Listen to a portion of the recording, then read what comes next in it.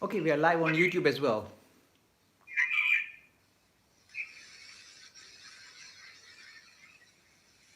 You can start off today's Okay, broadcast. okay. Good afternoon, viewers, and we are very pleased that we are getting such a large number of people participating in our YouTube and Facebook channels, and we are very thrilled to see this because it's really creating a stir in the system. Now, today's session is going to focus on. We got lots of emails, questions, etc. And the thing that seems to be confusing the Hindus are as follows.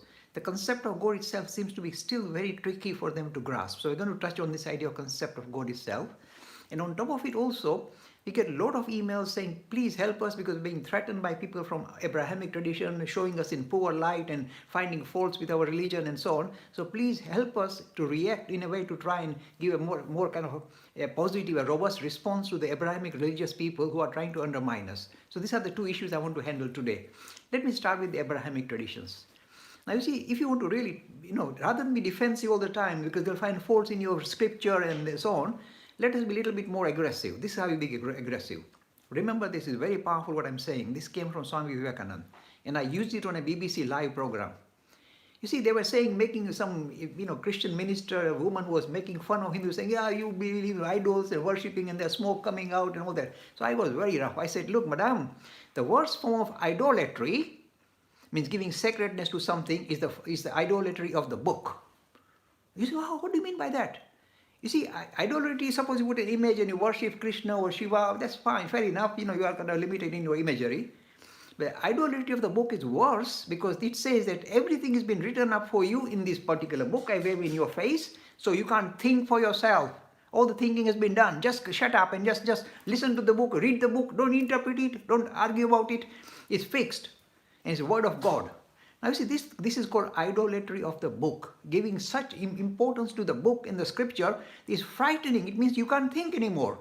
That means you turn into morons. So when anybody attacks you, just say, look, you got the idolatry of the book. It's the worst kind of idolatry. Just fixated on the book. This is it. It's to my book. It's fixed. You can't talk about it. Think about it.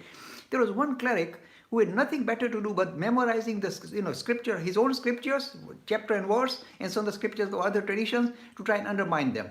Now, you see, we are not fixated on the book. So if somebody says, oh, it's written here, you say, yes, but we are able to interpret it and move on with the times. You are not. You are stuck.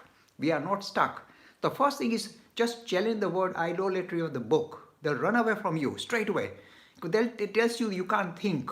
You are morons. So this is the first challenge. As soon as they come near you and say, idol, you are doing in your scripture written, yeah, but we are not fixated on scripture like you chaps. So don't argue about just focusing on the scripture. When somebody doesn't have his own thinking capacity, the only thing he will do is to focus on the scriptural material. See, this written chapter, Bhagavad Gita, this and this. Tell him, go away. Think for yourself. Interpret the religion using your rational faculty and come and challenge us. We are ready for challenges. We don't mind, but we'll respond to you. Also, I tell, when I interact with people of other religion, I say, look, you're welcome to ask me pointed questions, but please remember, I've got a habit of giving pointed answers. It'll really knock the heck out of you. I'll give you some examples.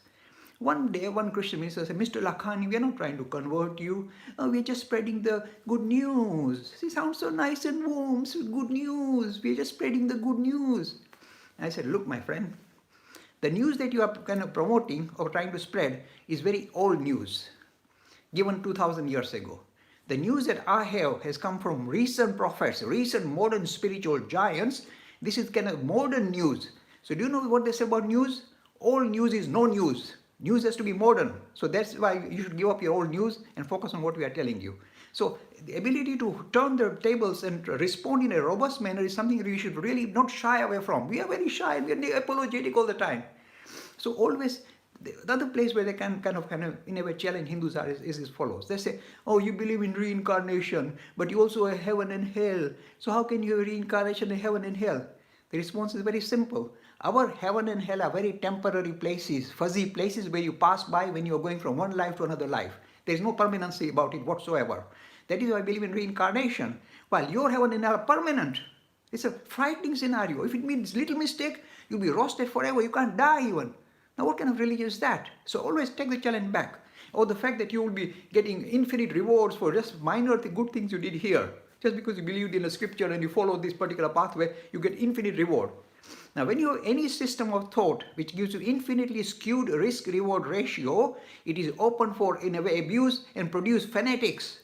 That is why people blow themselves up, blow other innocent people up, because they're going to have an infinite reward. So this finite body can be given up. So it creates fanatics in the name of religion. So you are fixated on this heaven and hell, which is creating hell on earth. In fact, I talked to the Catholic cardinal once, the main cardinal in UK. I told him at the meeting, I've got one question for you. By offering infinite reward in the hereafter, you are creating hell on earth. Please respond. And he had no response. How can he respond? Because then his whole theology crashes. So always, whenever they challenge you regarding reincarnation or regarding the scriptural material from your books, it's written in your book. I know, but we are not fixated like you chaps. Always have this kind of positive response. And you see, the other area where they will try and challenge you is this, typical, and I love to fire back, and I've done it so many times. They say infinite God cannot be finite, and this imagery is not right. You can worship Ram and Krishna and Vishnu and Shiva. Oh, no, infinite, leave him alone, he must be infinite. I say, oh, good. This is the response I give. Take it. I say, your God is infinite with infinite power. They say, oh, yes. Does he have the power to become finite? They don't know how to respond. If they say don't have that power, that means he's not infinite enough, he's missing something. And if they say he has the power but he's not using it, that means he's still not really able to interact with humanity, he's stuck up in the stratosphere. So always have this ability to be robust in the way you respond to challenges coming from the Abrahamic tradition. I've done it repeatedly and I keep winning. Without any hesitation, I win. Whether it's to do with reincarnation, not the two-life scenario, whether it's to do with the concept of God itself, whether it's to do with the scriptures. We are evolving religion. We produce modern material, not fixated on some antique stuff that was given by a prophet 2,000 years ago. So suppose you say, oh, in the Genesis it says that God created the universe in 6 days and rested. Now the modern cosmologists say, come on, grow up. And then they have to be apologetic. They say, oh, it's just allegoric, Mr. Lakhani. It's not literal. See, straight with you put them on the defensive. This ability to take this challenge back to the Abrahamic globe is something that you should cater for, you should develop. Don't be frightened, my friends. Don't be frightened. We've been on the back foot for so many centuries. It's frightening. Look, there are certain individuals that I like very much, who I wanted them to try and promote our e-learning course, very famous people, and they were shy to say they are Hindus, they're promoting Hindu learning zone. I said, oh dear. We are frightened to even acknowledge our own tradition, our own wonderful tradition that we belong to. The very tremendous inheritance we possess, we want to discard it because we are frightened. Other people will point a finger. He's fixated on Hinduism, Hindu-phobia. What rubbish. Fire. And I say, I've been telling this repeatedly. It's a matter of time before this nation shows its true colors, as if like the leader of the world. Because the moment you can see the other nations are cracking up with this coronavirus, you can see them cracking up. They are focusing on economic development rather than human values. So straightway, compared with that, with this poor country called India, they are showing magnanimous nature. Humanity comes first, money comes afterwards. So we are on the winning wicket at the moment. I can use cricketing term, and we will win hearts and minds of the world in no uncertain terms. And India will once again become, if you like, the power that shows the way for spiritual awakening for the whole world. It has always done that. It will do it again, one more time, big way. Anyway, I will wait for you to ask me some questions, Manish Bhai. Sorry, Manish Bhai. Yeah, go on. Yes, we got a question from Adenichi Kumar. He's saying, heard a story of King Bharat. And it says you will become what you think at that time of death. Okay, let me touch on it. Yes, let me touch on it. It's important. If one thinks of Swami Vivekananda at time of death, can one avoid rebirth? Well, you might become a Vivekananda and come back and do some service for humanity. That's one thing.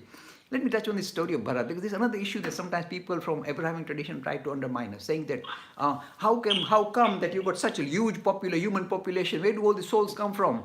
And I say from the animal kingdom. You see, we believe in Darwin that the body that we possess has been chiseled by natural selection and become this complex over 3 billion years. We agree with Darwin. The physical framework we possess, the hardware we possess, has been chiseled by natural selection, as Darwin suggested. Perfectly fine. See how beautiful it is. But then, you see, an issue arises. Where does the software come from? The hardware, the computer is there, but the computer without the software is just like a little thing that the cursor is blinking in your face. You need something to lightening it up, get it working.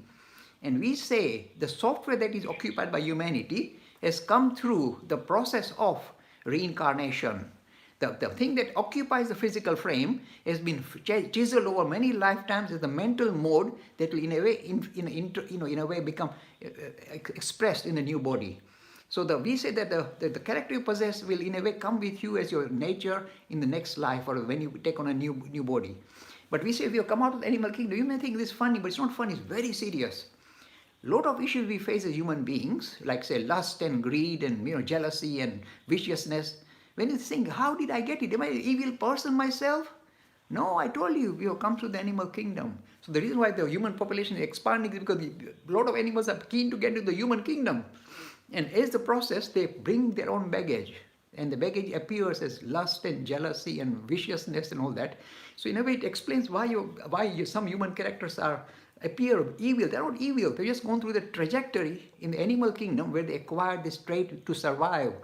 And they've come with those traits in the human kingdom, and in a way it shows up as viciousness and jealousy and all this. So when you realize this is the reason, reincarnation gives you an answer why you are as you are. And what you consider as evil is not really evil, it's just, if you like, the process of going through many lifetimes, something that you acquired, you are stuck with it. And then you have to get rounded off in the human kingdom and rise above it. This is the beautiful part.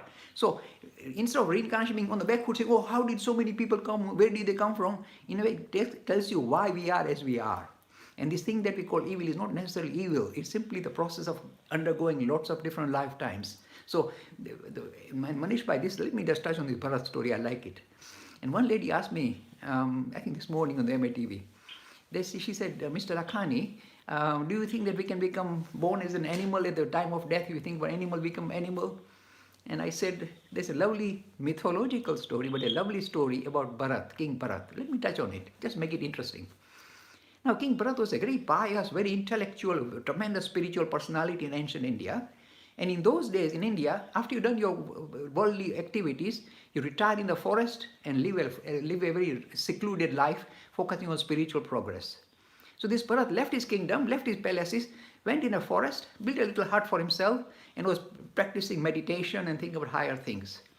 Things were going well, and he was living, his hut was near a river.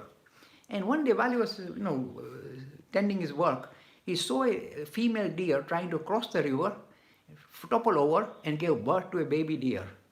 Now King Bharat is compassionate by nature, so of course he's not going to let the baby deer be dragged away, drowned in the water. He quickly went and rescued the baby deer, and he tended it, looked after it, fed it nice grass, and kept looking after it and petting it. And the little baby deer thought, this is my mommy surely. And they lived very well with each other for the all of their life.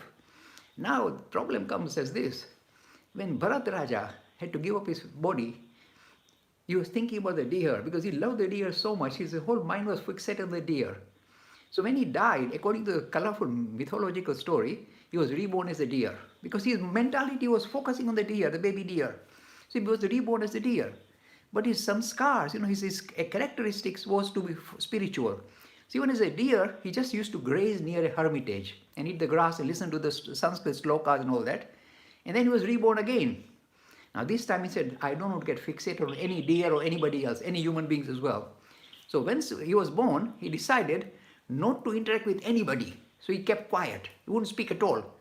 So the family members where he was born thought he's an idiot. So they call him Jad Bharat, means a person who can't think, who can't speak. And Jad Bharat says, better for me to be like this rather than get fixated on any family member or anybody. I want to be spiritual, nothing else. So he kept quiet all his life, and they called him Jad Bharat, and they gave him the leftovers in the food, etc. Mistreated him. All the brothers and the sisters-in-law mistreated him, and he just tolerated. He couldn't be bothered. And then the story goes on. This is a beautiful story. And then one day there was a king passing by with his palki, with 4 people carrying the palki, and one palki carrier became ill, and they needed somebody, and they saw Bharat was quite well built. They said, this guy will do. Let him carry. So Bharat said, no problem. He started carrying. While he was carrying, the palki was rocking a lot. So the king got upset. Why is the palki rocking? Who's doing this? Stop it. And they pointed at poor Bharat. And Bharat said, the king said, you are idiot, absolute idiot. Why are you making the palki rock so much? And Bharat, for the first time, opened his mouth. And why, God, what happened? He said, oh king, if you are calling this body an idiot, then the same body that makes me makes you as well. So we are on the same boat. the reason why the palki was rocking is because while I was walking, I saw lots of insects on the floor. I didn't want to step on them, so I was avoiding stepping on insects. And the king knew that he's dealing not with some ordinary idiot. He's dealing with the most highest, highly spiritually evolved being. So he fell at his feet and said, please, please, come to me to the palace and become my main advisor. And Bharat said, nothing doing. I have been caught up with this deer stuff. I'm going to run away. He walked away. It's a beautiful story. So you can, in fact, go back to the animal kingdom, but the thing is highly unlikely. So when people say, oh, Mr. Lakhani, there's another thing that worries me. There's one bhajan in Hindu terminology, which says that when you get a human body, if you don't take advantage, become spiritually enlightened, you'll have to start your journey from scratch, means become a bacteria again, and start your evolution from scratch. That can't be real. Come on. That's just a way to frighten you, to make sure you lead a religious life while you've got a human body. That's all it is. It's not real. So don't get frightened. Once you're in the human kingdom, it is highly unlikely to be reborn as an animal or insect. Highly unlikely. Because once you tasted humanity, how can you go back? That's why human population keeps growing. Nobody wants to go anywhere. You'll stay human and enjoy human life. So this is, if you like, sorry, I'm digressing, but I really get caught up with this Bharat story. I love the story. I'll ask some more questions. Manish Bhai, anything else from you, sir? Manish Bhai? Yes, we had the question from one of the other viewers. Sorry? Concept of God still confusing. Why does he create? Okay, let's take this on.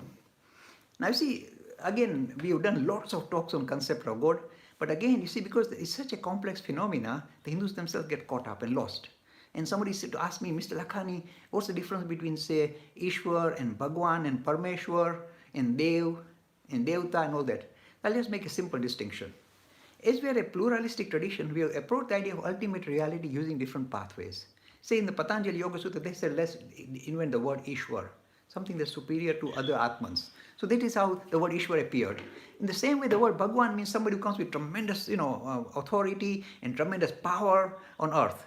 And this word, again, is looking at the ultimate reality as a personality, as a super personality called Bhagwan. It comes with all the powers and the glory. And then you see Raman Maharshi is called Bhagwan. Now look, he doesn't come with all the power and glory and 4 arms and all that. And yet he's called. So be careful. These are different titles we give to think about ultimate reality as a super personality. But there's one distinction I must make. It's the word Dev in Devta is not the same as God. Be careful. Dev, the word Dev comes from the Sanskrit root Diva, means made of light. The Hindus are claiming that those individuals who are more spiritually evolved, when they die, they take on the form of becoming a Deva. Means a being, higher being is the right word, higher being. So they are human, but they live at a slightly higher plane, at the plane of light, if you like. That's why they're called Deva, made from the root Diva, means like lit up. So these are kind of special, but these are not God. This simply means there's a higher level of existence where human beings who are evolved will live there for a short time, not permanent, thankfully, and then they kind of enjoy that particular more spiritually enlightened lifestyle. But then again, they come back to the human level and start the spiritual journey again, because that is just purely fuzzy place. So this is, if you like, the difference between Dev, Devi and the word Ishwar or Parmeshwar or Bhagwan. But all these three other titles mean ultimate reality personified in a slightly different way. That's all. Now, the concept of God itself. You see, Hindus struggle, and I don't blame them, it's not easy. You see, the only thing is this. When Hinduism started as dharma, the aim was not to look for a God. The aim was to sort our condition out. What is who are we? What is this all about? So in the process, the real jackpot was, kind of in a way, hit by one great personality called Kapil. He discovered that we are not what we think we are. There's something deeper about all of us, which is not what it appears as. The man, the body, the mind, the ego. No, something deeper. And this is an experiential thing, not intellectual, say, think or drink coffee and think about it. He experienced it. And this is the beginning of Hinduism. There was no God there. He just said that something which is underpinning us, all of us, is something dramatically different from what it appears. In the two words he devised, this is the beginning of Hinduism, no God still, saying,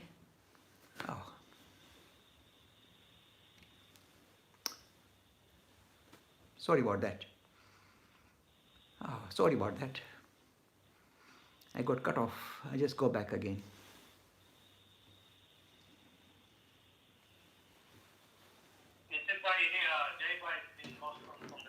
I'm coming back again.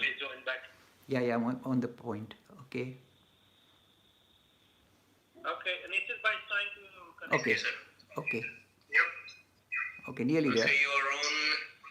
Yep. I unmuted him and I will spotlight J-Pi again. Okay, I'm back. So, J-Pi, the camera is the wrong way around. You need to flip it. Oh sideways. God, I don't know how I can flip it now.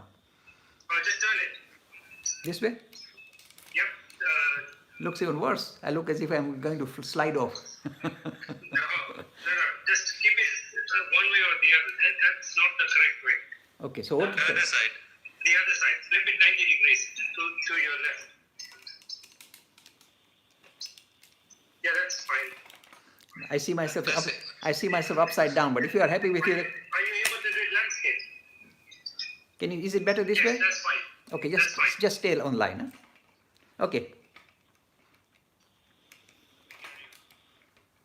Sorry about that. It's lockdown that's making us learn all these new things. Are you all right now? Yes, we are. Okay, let's carry on. So the concept of God was basically finding what is our nature. This is how we started, not looking for a God in the heaven. What is our true nature? And there we discover something dramatic. We say the difference between what we are and what we think is called Purush and Prakriti. The observer, the subject, and the objective reality encounters Prakriti. This is how we started. But these ideas are very floaty and very abstract, and unless you experience it, you can't really relate to it. So what did you do? What did we do next?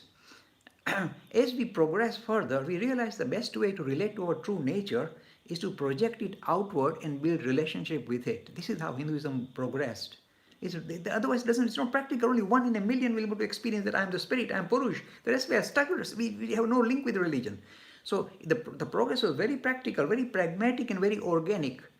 We said the best thing we possess, if we can project it outward and give it super status, and then build relationship with it, we can again relate to our true nature. This is what you have done without realizing it. That's how we produce all these lovely gods and goddesses, the idea of ultimate reality as a supreme personality. All the features that we possess, the good features, by the way, compassion and enlightened, becoming empowered and all that, we project it outward and say, oh Lord, you are that, all powerful, all knowing, all compassionate. And we call him Shiva or Vishnu or Mother Goddess.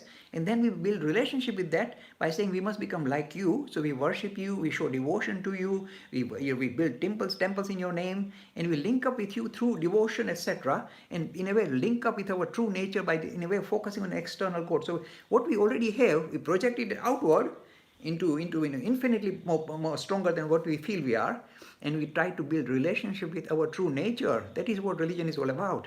This is how we produce all these gods and goddesses.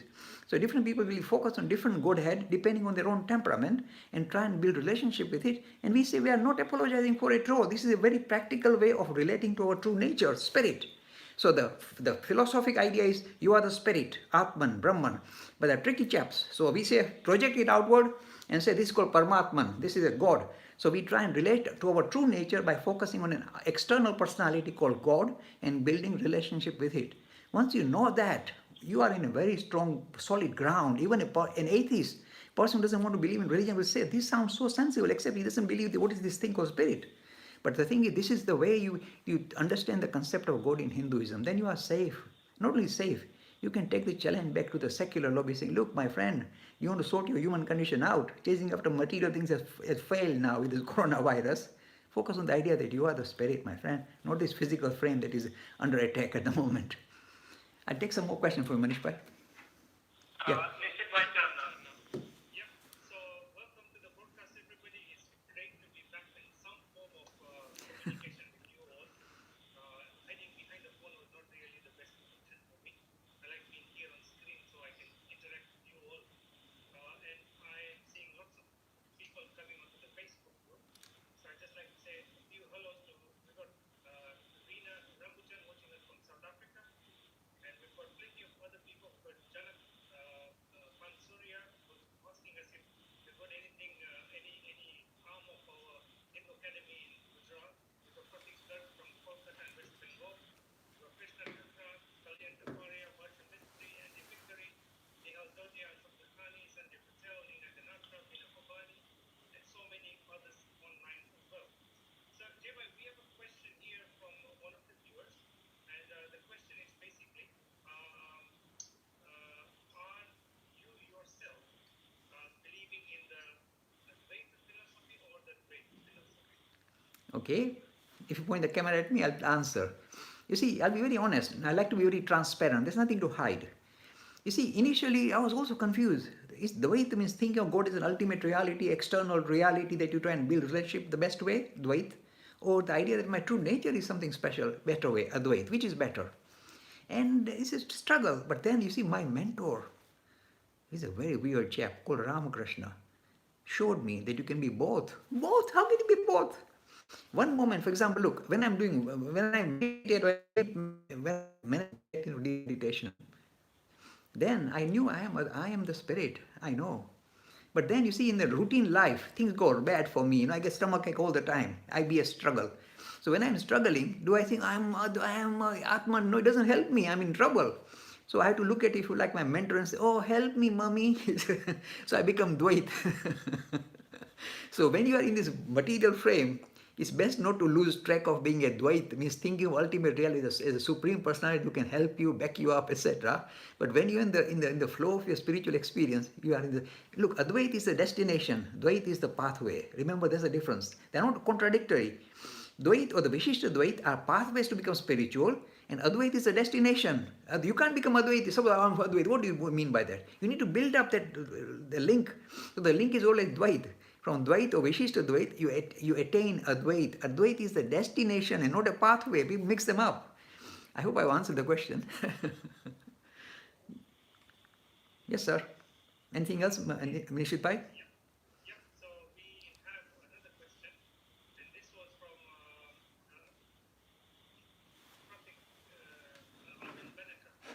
And the question is basically asking, how does Gayatri Mantra help in today's time? Very important. You see, I tell you how the Gayatri was produced to start with. The lovely ancient sage Vishwamitra, in deepest meditation, discovered this wonderful thing. Look, he didn't invent it. Gayatri is not an invention. It's a discovery by this ancient sage Vishwamitra. So in the deepest meditation, Vishwamitra came across this wonderful prayer. That's not a prayer even, it's a wonderful way of acknowledging the spiritual underpinning to reality. And this is what it says. Look, there are many different interpretations. People like to interpret it depending on their own sectarian movement, but I'll give you my version. It says, let us meditate. Look, meditation is the best tool to recognize our true nature of the spirit. Let us meditate on the glorious effulgence they use. Effulgence, not light. Because light requires external source. You need a wire to get the power going. Effulgence means self-lit. Let us meditate on the glorious effulgence of that supreme which is underpinning reality. You can't even say it's a cause, underpinning reality. Then the lovely next part I love. That's why Gayatri is so beautiful. It says, may she, first time a prayer in the world tradition addresses the ultimate reality as she. May she enlighten my hearts and direct my understanding. The two things the human beings possess, the intellect and the heart, lovely heart that cannot rouse us to spirituality. The prayer is very natural. It says, let both these faculties I possess, my head and heart, turn to experiencing the ultimate reality that underpins this reality. So normal prayers are begging prayers. Oh Lord, can you give me money and wealth, and I've got this problem and that problem, like with me is IBS. So the prayers are all kind of asking for personal things. This one says, no, I don't want anything from you. I want the ultimate reality. I want to experience the ultimate reality. That's why it's a very potent prayer, discovered, not invented, by Vishwamitra in the deepest of meditation. So it's very relevant. In fact, wherever I go, I tell the Hindus the best prayer that the world has ever produced is the Gayatri. It doesn't ask anything. It's not a begging prayer. It says, let me become enlightened using my head and my heart. That's what it is saying. What more do you want? That's why Gayatri is very potent. Thank you, Jay Bhai. So just another quick hello to Sean Sitaran watching us from Trinidad. We've got Destiny Sevasta from Lucknow in India. We're Kamini Taylor, and we've got a few other people who are commenting saying that they're really enjoying the Hinduism course that you have recently launched. And in fact, Pratik Garg, our regular viewer, is saying that please think about starting an intermediate and an advanced course now. Sorry, can I, Nishit Bhai, you are very good at Nishit Bhai, you are very good with statistics. Can you give our viewers the statistics of our work on the YouTube, on the e-learning course, etc.? Because you are very good with all these graphs and stuff. Please share with us what are the statistics of our YouTube viewership, Facebook viewership, and our e-learning zone. Sure. So I will just share that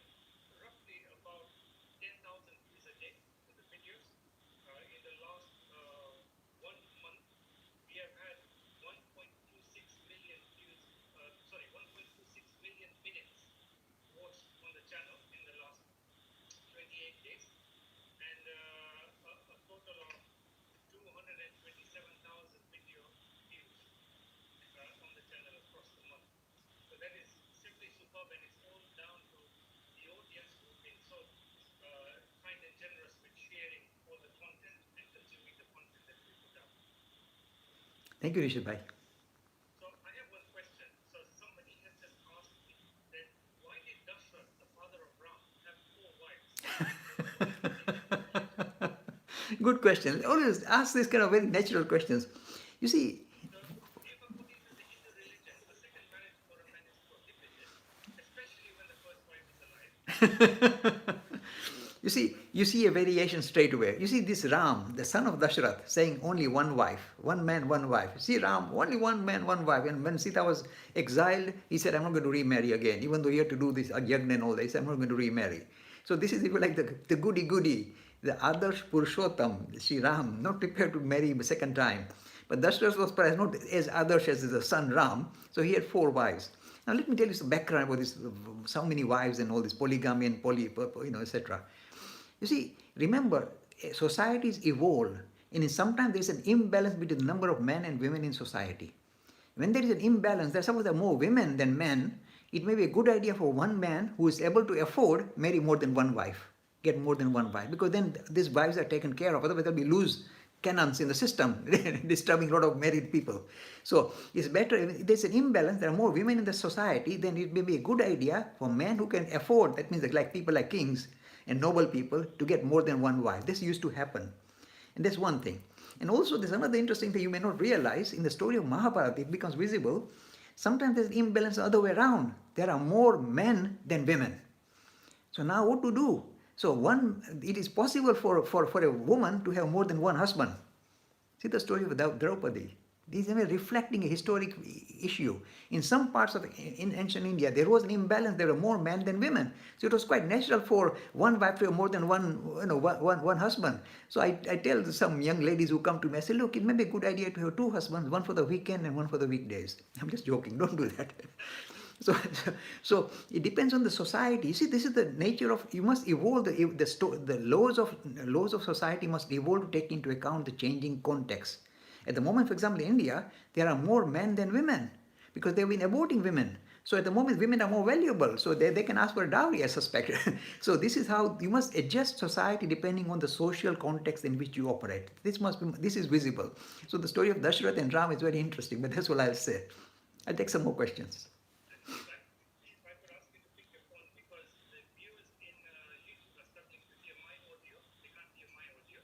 Okay, what should I do now?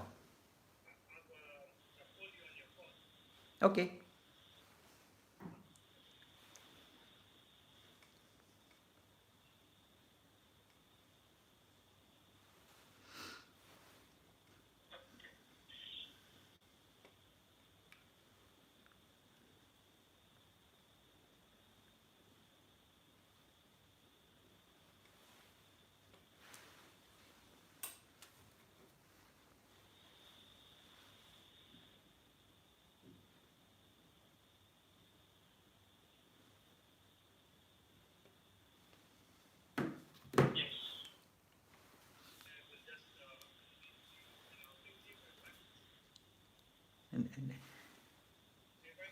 Yes, can you see me now?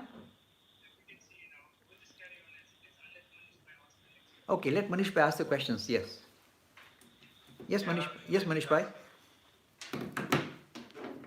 Yes, sir. Go ahead. Now, we have one question. What is the difference between prayer and worship? Oh, please don't be technical on me. Prayer is basically heartfelt love to link up with ultimate reality, saying, I want to link up, pray, get closer to you. And worship, you can say, is a formal way of trying to kind of link up with ultimate reality using a very formal liturgy, formal ritual practice. That's all I can say. I can't go into any more detail by exploring the etymology of the words prayer and worship, but I'll leave it at that. I'll take some more questions if I can. I think Go on, ask me a question.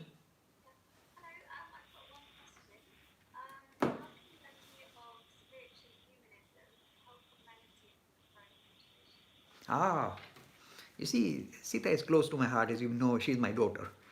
She's saying, how does spiritual humanism become relevant in the world that we live in? You see, I'm saying very bluntly, with this coronavirus, one of the side effects of coronavirus is rattling humanity to its core. Up to now, in the last few thousand years, last few hundred especially, the humanity has been so fixated on matter, everything explained in terms of matter, physics in terms of matter, including our living style, the way we live our lives, purely focusing on materialism. I'll give you an example. I used to be quite a very important businessman living in a huge mansion with swimming pool and all that, and we used to get invitations from people we didn't even know for parties. And my wife was very impressed. She said, "This is good. Look, people are inviting us." I said, "They're not inviting us. They're inviting this building. They see this huge building. They think these people must be invited. So if they're not inviting us, there's no love for us. Remember that. It's the building, the money, materialism that's inviting us, being invited, making us being invited. So don't get worked up." So this is the way humanity is, very fixated on materialism. This is a sad thing. But now what has happened with this coronavirus, this pesky little virus, humanity has been rattled to the core. This fixation on matter, going on cruises, going on this clubbing and pubbing and drinking and meeting up, all that, it's all stopped overnight. Boom. It's a serious danger. You might get coronavirus and die. So you can't chase after your material aspiration anymore on cruises and traveling by air and all that.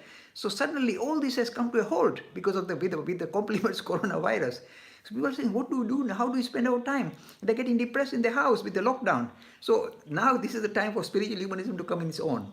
Saying, look, my friend, this chasing after material objectives has come to a halt. So now focus on something different, not materialism, my friend. Those days are gone. So focus on something deeper. How do you pass your time? How do you get out of depression? When you recognize there's something very dramatic within yourself, expressing through this very limited frame that we possess, that is called spiritual humanism. Looking inwards. When I say inward, people say, "Oh, do we go sit down and say, oh, no. Recognize the dignity and divinity that is within you, and in a way, try and embrace that divinity and dignity rather than some material objective. The reason why India has been a single civilization for thousands of years is because it's always done that. Focus on higher principles, higher ideals than material, convinced aspirations. So we didn't go out to conquer other people. We appear to be quite happy with ourselves, and this is why, because we are focusing on higher aspiration rather than material aspiration. That has made this nation great, and you can see now on modern stage, Narendra Modi is coming up as top leader in the world, no doubt. Because when the coronavirus struck, he wasn't bothered with saving the economy like the Western powers. He said, focus on humanity, save humanity, lock down immediately. When we are struggling economically, lock down. And with the Western powers, we think, no, what about the economy? Let's start, removing the lockdown because otherwise the economy will suffer. Money, see? So now spiritual humanism, which comes with Narendra Modi, with India, modern India, will again resurface and in a way direct the rest of the humanity to move towards a spiritual aspiration. This is what spiritual humanism is all about. Take some more questions.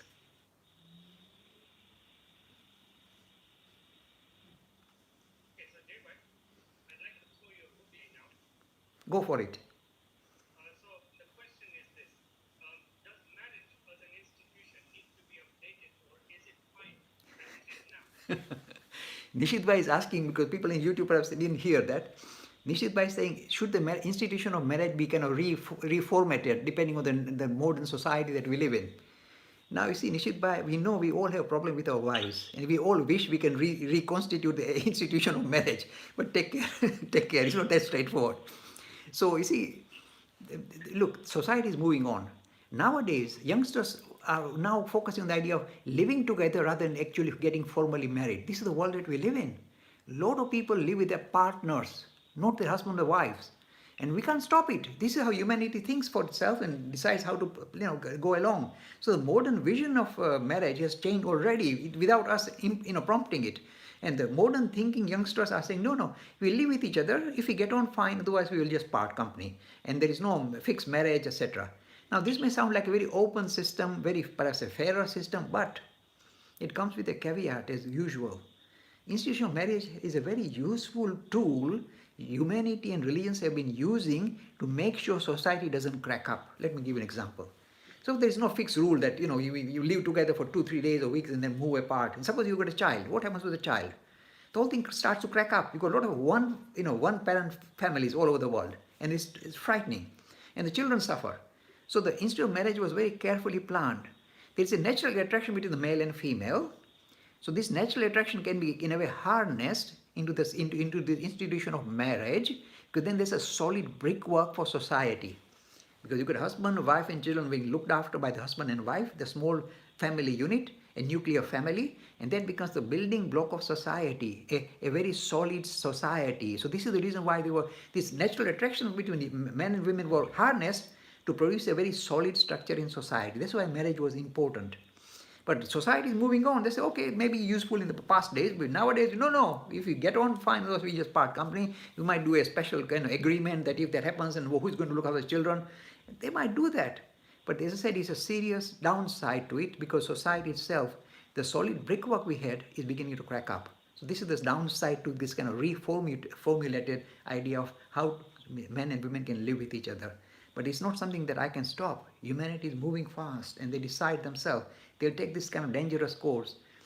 But I'm not here to stop it, because this is the way society moves, human beings behave, and so be it. Take some more questions. Yes, sir. We have a question from Nirvanic Insights. It's saying doing research on concept of nirvana, and says how far does the concept of nirvana go back? Okay, I'll be very frank. I'm not a very good historian, but you see, the word nirvana is more used by the Jain tradition than the Hindu tradition. So Jainism will claim that they are as ancient as Hinduism. So be it. It's very difficult to dig out the historicity of some of these religions which are very ancient. And in India, we have these two kind of Hinduism and this Shramanic tradition, which is kind of focusing on this kind of ascetic living, and this Jainism and Buddhism belong to that. So in the Jain tradition, the term they use is nirvana. They don't use the word moksha, they use the word nirvana. They're saying human condition is treacherous, it's difficult. We all know it. That's how whole Buddhism started. It's suffering, guaranteed suffering. So they say, let's kind of, rise above this suffering. And this is called nirvana. It means stopping this flow of being reborn again and again, because it's a nuisance. So the word nirvana goes back to Jainism rather than Hinduism. Very ancient term. I don't have the historic, even the Jains, I don't think have the historic information regarding how old this term is, but it's very as ancient as Jainism. This is the resolution of human condition in Jainism, nirvana. Means stop this kind of flow of reincarnation. In Hindu tradition, we say, we don't use the word nirvana. Some may use it. We use the word moksha.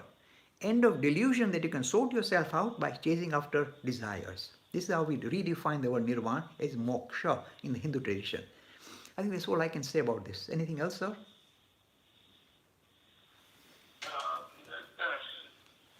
Yes, Manish Bhai. Any other questions from your side? Yes, we have a question from Rajesh Patil. He's from Maharashtra. He's asking a question regarding saints of Maharashtra, and there are many chamatkar related to that. So he's referring to Sant Naneshwar and Tukaram. So what is your take on these saints? Look, India is such a fortunate nation. Every state throughout India will produce super giants, spiritual giants, every one of them, like Tukaram, etc., Mira in Rajasthan, Narsi Mehta in Gujarat, and so on. Throughout India, every state will produce super, kind of personalities from time to time. And the thing is this, we recognize that they present their idea of religion in a particular mode, not because they are wrong or right.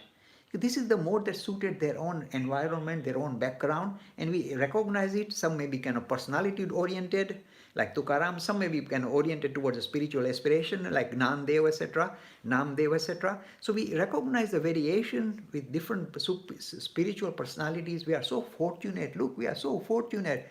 We produce them throughout the centuries. So when somebody says, who are your founders? We have no founders. I say, we got too many founders to count. That's our problem. So these are lovely personalities. We can, depending on our own kind of aptitude, we might relate to a specific personality based on our own, if you like, temperament. For example, when I heard Narsi Mehta, because I'm a Gujarati, and when I heard some of his poetry, and I said, wait, this guy is superior to anybody you can think of. I just give touch on some of them. See, I'm not very familiar with the Maharashtrian tradition, so I can't say too much about Tukaram, but let me talk about Narsi Mehta, a Gujarati great personality. When I started reading his poems, and I said, even the poem that we use, like this Vaishnava Jananto came from Narsi Mehta. But Narsi Mehta is a unique personality, the depth of higher spiritual experiences. Look, He said, when I suddenly get awakened, this is the poetry. When I get awakened, suddenly I see the world not as it is, but I just see Brahman playing with Brahman. Brahmani same Brahma latka kare. Look at the Gujarati language. It's nothing but Brahman playing with Brahman. This is the whole creation. There's no two. There's only Brahman playing with itself. Brahman playing with Brahman. Brahmani same Brahma latka kare. I said, oi, this guy is hit the jackpot. So with wonderful stuff coming out of Narsi Mehta, a rustic poet, a Gujarati poet, and yet the highest philosophy flowing from his lips is purest of Vedas in a most poetic manner. I think I won't say much about Tukaram because I've got very limited knowledge about Tukaram. Yes, and Manishpa, anything else? Yeah, yes. So we have one question from a Facebook viewer, Kamini Taylor. She's making more of an observation, saying that during over the past recent years, Hindu wedding ceremonies seem to have been focused more on the sort of aesthetics and the look. So even the priests, she feels, has lost the real essence of the ceremony, and the ceremonies are becoming shorter and more of like a show. What is your view on this, and what can be done to keep the Hindu ceremonies more traditional? Okay. The question, in case somebody didn't hear it, is basically this lady is asking that the marriage ceremonies are nowadays more showmanship rather than sincere spiritual kind of practice or spiritual ritual being carried out. It is true, very true. Is the Hindus struggle with a deeper vision of Hinduism? They focus on the superficial. And superficial is, okay, we got this marriage ceremony. In fact, majority of Hindu youngsters, professionals in the West, whether they are professionals or intelligent youngsters in the West, the only thing they relate to their Hinduism is the wedding ceremony. That's all. So they say the whole life is in a way kind of project, kind of focusing on the wedding ceremony. It's a reality. And they say they collect a lot of, they save a lot of money and literally blow it away within a couple of days in marriage ceremony. And where do they pick up all the stuff from? Z television, all these soap operas. Because they do all these elaborate ceremonials, with colorful clothing that you have to wear, and the music has to be according to this, and the food that you serve must be like this. So they pick up this stuff from this kind of very, very crass, very highly materialistic kind of television operas, soap operas, and they focus on that as that is their religion. The deeper vision that comes with Hindu wedding is lost. In fact, one of the great priests that I know, I love in London, he said, Mr. Lakhani, while I was conducting the wedding ceremony, people in the background were drinking wine and beer and burping, and it destroys the dignity of the ceremony. I said, I know. I won't mention his name, but this is the reality.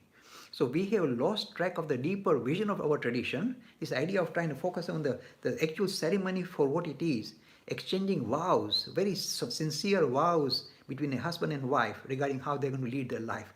That is lost by this superficiality.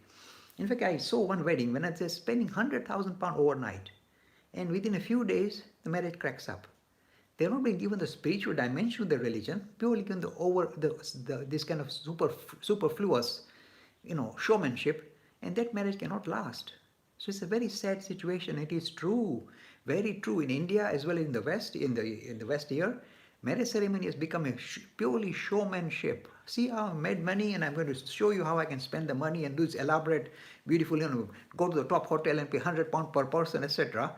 and show I've got wealth. Where is the spiritual dimension, my friend? You are a spiritual nation. Focusing on this external showmanship destroys your dignity and the dignity of the marriage ceremony itself. This is very true, and I'm very, very, I really fire away. Whenever I see stuff like that, I fire away, saying, what a waste of money. In fact, marriages should be used. In ancient times, marriages were times when people used to donate money for charitable purposes, saying, a wonderful thing is happening, we are getting our daughter or son married, and this has to be celebrated. How do we celebrate it? By blowing money away in a big hotel? No. Use money this is a time to donate for charitable purposes. So use this money to give, if you like, donation, charitable donation, saying the money that I got, half the money I'll use for my wedding, half money will go straight for charitable purposes. See, this is why you dignify your religion, your family, and the values that you possess. This is the time in ancient times, this is what they used to do. They used to donate money at the time of wedding, give a lot of money to the poor people who are struggling. Give out. This is the time for you to show that you are a magnanimous person and you want to share your wealth, not just show off, but to share it with people who deserve it. This is how marriages should be celebrated. But we struggle. Hindus are, we are in a way caught up in this highly materialistic mode at the moment. I'll take some more questions. Fantastic, Deepak. So we must have done something right because this year we celebrated our 20th anniversary. How did you do that then, Nishit Bhai? You didn't invite us and didn't do big showmanship. Eh? Terrible, horrible Nishit Bhai. So Deepak, I want to ask you a series of quick fire questions. Are you ready? Yes, I'm ready. So these questions we have gone through before, I think maybe a year back or something like that. It's always nice to recap, and they're like basic questions of Hinduism. And if I ask you in a rapid fire style, I'm sure the viewers will enjoy it as well. So if you're ready, Yes, I'm ready. first question. Why does Hinduism have so many gods? Okay, straightforward. I mean, we touched on it. Not so many gods, so many ways to relate to God. There's a big difference. As we are different, the way we relate to the idea of ultimate reality will be different because we've got a different starting point in our religious journey. So I might be focusing because of my family background. I like Shiva, so that's my way of thinking about it. Somebody says, no, I like Vishnu. So it's reflecting a variety of different family backgrounds to relate to the idea of ultimate reality. It's a variation that we have, not in the God. God is same, but we have a different way of looking at him. That's why we call him with different names and forms. And again, this Narsimha Mehta I talked about. એક જ ઈશ્વર જુજવા નામ ને રૂપ. See, the same ultimate, different names and forms we give depending on our requirement. Next one. Fantastic. So what is karma? It seems a concept that's relatively easy to understand, but why do people struggle to grasp it properly? I tell you, Nishit Bhai, it's good that you brought it up. I got an email from somebody who said, the law of karma is basically Newton's third law of motion. Action and reaction are equal and opposite. I said, no, this is too simplistic. It's not that straightforward. Law of karma is far more than Newton's third law of motion, far more complex. It simply says objects and events are strongly intertwined in a very unusual manner. And this is what physics is talking about. You see, you've got electromagnetism, you've got gravitation, you've got all these forces strongly intertwining the objects and the events that we can encounter. This is the law of karma. Causality, cause and effect, not action and reaction, equal and opposite. Because then you see this, then the oversimplistic interpretation is this. Suppose I said, I'm making fun, Suppose you slap somebody, wham! Yes, horrible action. I was maybe in the next life he will come and slap me. That's called action, action and reaction equal and opposite. That doesn't happen.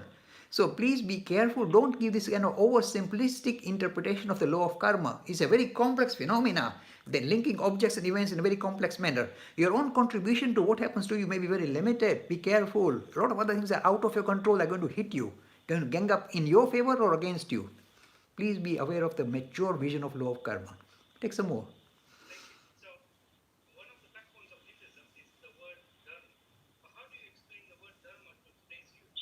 Oh, that's the easiest. Tell them, if you look at the definition of word science, it is no different from the definition of word dharma. Then they, oh, we know science. Science is simply saying we want to suss out the nature of reality. What are the rules and laws that operate in the world? That's what science is all about. These are called gravitation and electromagnetism and blah, blah. So science is looking at the laws that dictate the world outside. The word dharma is saying exactly the same. Suss out the laws and the rules that operate in the world outside as well as the world inside. Our inner faculties, our mind, our intellect, our linguistic ploys, these are inner part that we possess. What are the rules that operate there in the inner world? So soft sciences talk of anthropology, psychology, etc. And hard sciences, sorry, it's making a lot of noise. And hard sciences talk about laws that operate in the outside world. And if you look at the definition of science, external as well as the soft science as well as hard sciences, the definition is no different from the word dharma, making sense of the laws that operate in the world outside as well as inside. And why do we want to do that? Because we can harness them and reveal the divinity which lies already within. We don't conjure it. There's something divine. But if we can control the laws outside world and the laws that control the inner world, we hold them down, control them, harness them, then say, yoo-hoo! We say, we are spirit, we are Atman. This is the definition of word dharma. Sussing out the laws of nature, external and internal, so that we can reveal the divinity which lies within. This is the definition of dharma. Okay, so the next question is, the Western world often portrays Hinduism in a negative light regarding the caste system and untouchability. But is it truly part of the religion or is it something to do with societal norms? And in today's world, does it really exist? Good idea. Okay, let me touch it very fast. First of all, the stratification in society that is called hereditary hierarchical caste system is visible in every society in the history of humanity. The English class system is precisely that. The queen is the head of the state as well as head of the church just by mere birth, hereditary and hierarchical. She's superior to others. We have to bow down to her. So this hereditary hierarchical is visible in every society throughout the history of humanity. The only problem is in India, somehow we paraded as a religious injunction. And that caused hell for us, because then anybody wants to vilify Hinduism and say, you hereditary caste system. I say, you got class system. You are no different. So this idea of turning the tables on, saying every society has it, except in our society, paraded as a religious injunction. At best, it can be described as an atrocity committed in the name of Hinduism. It is not Hinduism. Full stop. And the other thing is this. This caste system has not disappeared, Nishit Bhai. It has become international. I'll show you. For example, at the moment, we are struggling with this coronavirus. Now you see the caste system on an international scale. Now, the international scale caste system is the first world, United Kingdom, United States. Oh, we are so clever and more intelligent and more powerful. In the third world, struggling third world, Africa, Asian countries. Now, in the coronavirus, who is going to pay a price? The third world. If there is this issue of global warming, who is going to pay a price? The third world. This is the internationalized caste system, the first world in the third world. So it has not gone away. Humanity has this habit of saying, we are special, we cannot stay aloof and you guys can die. So the caste system is very much international now, not just Hinduism or depending on any nationality. It is international now. The first world and the third world shows the division based on your birth, where you are born, you suffer. So sorry, I'm kind of dragging. That is truly a sobering today. But the last question from me, because I'm conscious of time, is I've heard some Hindus use the word Sanatan Dharma. What does that mean? Okay, the word dharma I already explained. Harnessing the laws external and internal to reveal the divinity within us. That's the beautiful way of defining the word dharma. Sanatan is something interesting. Sanatan says we are looking for that resolution of human condition which is not just temporary, just a fashionable statement suitable for just this particular age. It has to be something that is eternal. It must have eternal value. Just like law of gravitation has eternal value. You can't say, oh, it's stop tomorrow. So it's an eternal thing that we're looking for. And the other word is universal. So you can't say it's restricted to people of brown skin in India. It must be universal. What we are talking about is resolving the human condition must be both eternal and universal. That's the meaning of the word Sanatan. I think Nishit Bhai, we've been wonderful. Sorry, we're messing around with our technology, but we are somehow managing. So I'll leave it to you to conclude today. Okay, fine. We are at 1 hour's time over the broadcast for now. And I would like to always end with a quote from Swami Vivekananda. Today's quote is that learn everything that is good from others, but bring it in and in your own way absorb it. Do not become others. So, Jay, final thoughts on that? No, sir, after you quote Vivekananda, how can I say anything more? I'm finished. So, okay. So, thank you once again, everybody, for joining us. And we look forward to seeing you again on Saturday next week at 2 o'clock UK time. Thank you and bye-bye for now. Thank you.